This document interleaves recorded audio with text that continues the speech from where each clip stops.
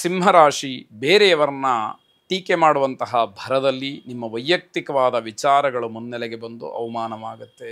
ಹಾಗಾಗಿ ಬೇರೆ ಯಾರನ್ನೂ ಕೂಡ ಅಪಹಾಸ್ಯ ಮಾಡುವಂತಹ ಪ್ರಯತ್ನಗಳನ್ನು ಮಾಡಬೇಡಿ. ಅದು ನಿಮಗೇ ಮುಳುವಾಗುತ್ತೆ ಅನ್ನುವಂಥದ್ದು ಗೊತ್ತಿರಲಿ. ನಿಮ್ಮ ನಿರೀಕ್ಷೆಗಿಂತ ಅಧಿಕವಾಗಿ ಹಣ ಖರ್ಚಾಗುತ್ತೆ. ಅದು ಯಾವುದೇ ಇರಬಹುದು, ಯಾವುದೇ ಕೆಲಸಕ್ಕಿರಬಹುದು. ಆದ್ದರಿಂದ ಆ ವಿಚಾರದಲ್ಲಿ ಸ್ವಲ್ಪ ಎಚ್ಚರಿಕೆ ಇರಲಿ.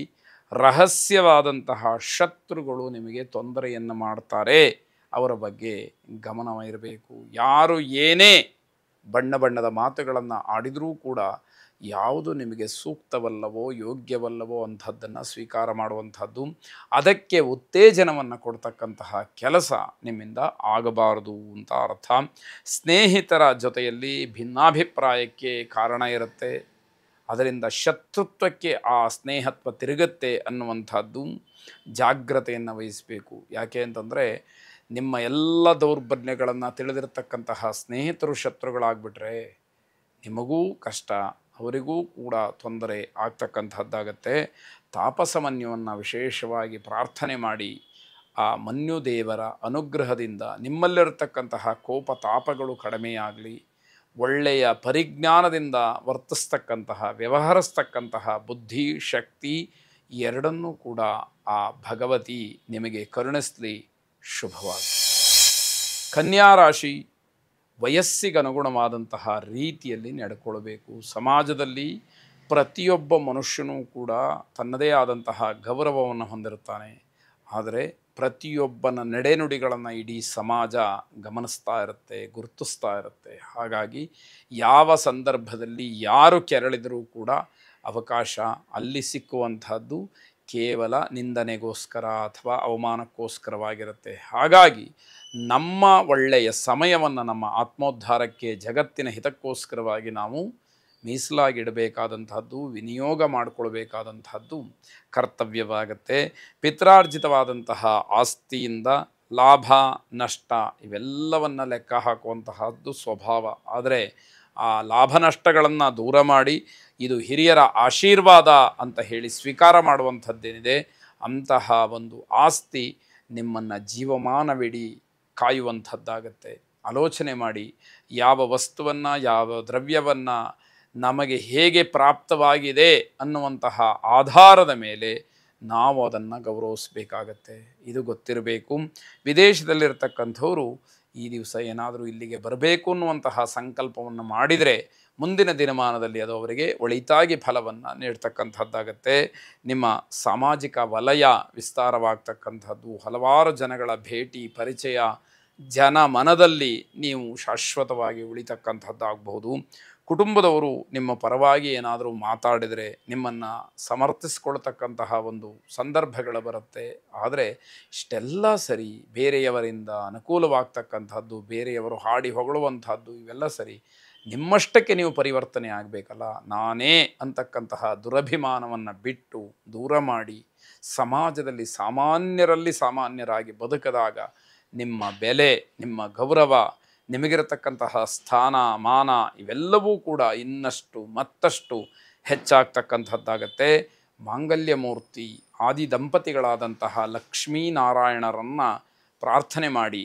ಶುಭವಾಗಿ.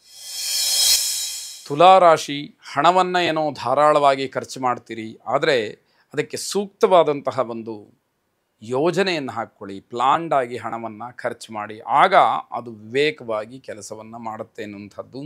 ಕುಟುಂಬದ ಸಾಮರಸ್ಯವನ್ನು ಕಾಪಾಡಿಕೊಳ್ಬೇಕು. ಕುಟುಂಬದಲ್ಲಿ ಅನ್ಯೋನ್ಯತೆ ಇರುತ್ತೆ, ಮಾತಿನಿಂದ ಅದಕ್ಕೆ ಹೊಡೆತ ಬೀಳಬಾರ್ದು. ಆ ಅನ್ಯೋನ್ಯತೆ, ಆ ಒಂದು ಸಾಮರಸ್ಯ ಶಾಶ್ವತವಾಗಿ ಬೆಳ್ಕೊಂಡು ಹೋಗಬೇಕು. ಪ್ರತಿನಿತ್ಯ ಪ್ರತಿ ಕ್ಷಣ ಅದು ಗಟ್ಟಿಯಾಗ್ತಾ ಹೋಗಬೇಕು ಅನ್ನುವಂಥದ್ದಾಗತ್ತೆ. ಮನೆಯಲ್ಲೇ ಉಳ್ಕೊಂಡು ಕೆಲಸ ಮಾಡೋದರಿಂದ ಆ ಕೆಲಸದ ಒತ್ತಡ, ಮನೆಯ ವಾತಾವರಣ ಒಂದಷ್ಟು ನಿಮಗೆ ಕಿರಿಕಿರಿ ಅಂತ ಹೇಳಿ ಅನ್ನಿಸಬಹುದು. ಪ್ರಯಾಣಕ್ಕೆ ಈ ದಿವಸ ಶುಭವಾಗಿಲ್ಲ. ಪ್ರಯಾಣವನ್ನು ಅಗತ್ಯವಾಗಿ ಮುಂದೂಡಬೇಕಾದಂತಹ ಅನಿವಾರ್ಯತೆ ನಿಮಗೆ ಒದಗಿ ಬರಬಹುದು. ನಿಮ್ಮ ಪರಿಶ್ರಮಕ್ಕೆ ತಕ್ಕ ಪ್ರತಿಫಲ ಇಲ್ಲ ಈ ದಿವಸ. ಆದರೆ ಕಷ್ಟಪಡ್ತೀರಿ, ಅದಕ್ಕೇನೋ ಒಂದಷ್ಟು ಸಿಕ್ಕತ್ತೆ, ಅಷ್ಟರಿಂದ ಸಮಾಧಾನ ಮಾಡಿಕೊಳ್ಬೇಕೇ ಹೊರತು ತೃಪ್ತಿಯನ್ನು ಪಡೋದಕ್ಕೆ ಸಾಧ್ಯ ಆಗದೇ ಇರತಕ್ಕಂಥದ್ದಾಗತ್ತೆ. ಮಕ್ಕಳ ಚಟುವಟಿಕೆ, ಅವರ ವಿದ್ಯಾಭ್ಯಾಸ, ಅವರ ನಡೆ ನುಡಿ ಇದರ ಬಗ್ಗೆ ಎಲ್ಲ ಸ್ವಲ್ಪ ಗಮನವನ್ನು ಕೊಡಬೇಕು. ಯಾಕೆ ಅಂತಂದರೆ ಅವರೇನಾದರೂ ತಪ್ಪು ಹೆಜ್ಜೆಯನ್ನು ಇಟ್ಟುಬಿಟ್ರೆ ಅದು ನಿಮಗೂ ಅವಮಾನ, ಇಡೀ ನಿಮ್ಮ ಕುಟುಂಬಕ್ಕೂ ಕೂಡ ಏನೋ ಒಂದು ರೀತಿಯಲ್ಲಿ ಅಗೌರವ. ಇಂಥವರ ಮಗನಂತೆ, ಇಂಥವರ ಮಗಳಂತೆ, ಇಂಥವರ ಮೊಮ್ಮಗನಂತೆ, ಹೀಗೆ ಸಮಾಜದಲ್ಲಿ ವಿಶ್ಲೇಷಣೆಗಳು ನಡೆದು ಯಾರೋ ಮಾಡಿದ ತಪ್ಪಿಗೆ ಅವರ ತಂದೆ, ಅವರ ತಾತ, ಇಡೀ ಕುಟುಂಬವನ್ನು ಮುನ್ನೆಲೆಗೆ ತಪ್ಪಿತಸ್ಥರನ್ನಾಗಿ ತರ್ತಕ್ಕಂಥದ್ದು ಆಗಬಹುದು. ಇದೆಲ್ಲವನ್ನು ಗಮನಿಸ್ಕೊಳ್ಳಿ. ಗ್ರಾಮ ದೇವತೆಯನ್ನು ವಿಶೇಷವಾಗಿ ಪ್ರಾರ್ಥನೆ ಮಾಡಿ. ಶುಭವಾಗಿ. ವೃಶ್ಚಿಕ ರಾಶಿ, ಹೊಟ್ಟೆಗೆ ಸಂಬಂಧಪಟ್ಟ ಹಾಗೆ ಒಂದಷ್ಟು ಸಮಸ್ಯೆಗಳು ಕಾಡಬಹುದು. ಜಾಗ್ರತೆಯನ್ನು ವಹಿಸಿ. ತುಂಬ ಆಲೋಚನೆ ಮಾಡಬೇಕಾದಂಥದ್ದೇನಿಲ್ಲ. ಆದರೆ ಯಾವುದೇ ಒಂದು ಅಸಹಜವಾದಂತಹ ಪ್ರಕ್ರಿಯೆ ನಮ್ಮ ಶರೀರದಲ್ಲಿ ಆಯಿತು ಅಂತಾದರೆ ಅದನ್ನು ತಾತ್ಸಾರ ಮಾಡಬಾರ್ದು. ಮನೆಮದ್ದನ್ನು ಸರಿಯಾದಂತಹ ಅನುಭವಿಗಳ ಕೈಯಿಂದ ಮಾಡಿ. ಸ್ವಯಂ ವೈದ್ಯರಾಗುವಂಥದ್ದು ಖಂಡಿತವಾಗಿ ಬೇಡ ಅಂತ ಅರ್ಥ.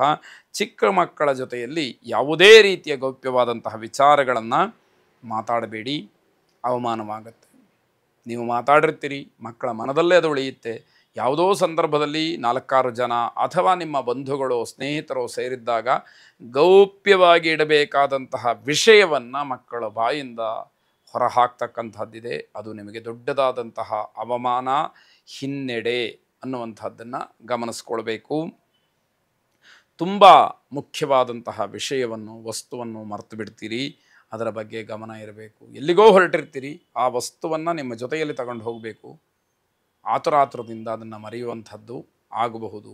ಆ ಪದಾರ್ಥದಿಂದ ಸಿಕ್ಕಬೇಕಾದಂತಹ ಗೌರವ ಏನಿದೆ ಅದಕ್ಕೆ 100 ಪಟ್ಟು ಅವಮಾನವಾಗ್ತಕ್ಕಂಥದ್ದು ಆಗಬಹುದು. ಇದನ್ನು ಗಮನಿಸ್ಕೊಳ್ಬೇಕು. ಕಂಪನಿಗಳಲ್ಲಿ ಕೆಲಸವನ್ನು ಮಾಡ್ತಕ್ಕಂಥವ್ರಿಗೆ ಬಹಳ ಉತ್ತಮವಾದಂತಹ ಸಮಯ. ನೌಕರಿ ದೃಷ್ಟಿಯಿಂದ ವಿದೇಶಕ್ಕೆ ಪ್ರಯಾಣ ಮಾಡಬೇಕು ಅಂತ ಹೇಳಿ ಅಂದ್ಕೊಳ್ಳುವಂಥವ್ರಿಗೆ ಒಳ್ಳೆಯ ಸಮಯ ಬರ್ತಾ ಇದೆ ಅಂತ ಅರ್ಥ. ಮಹಾಗಣಪತಿಯ ಪ್ರಾರ್ಥನೆಯನ್ನು ಮಾಡಿ. ಶುಭವಾಗಿ.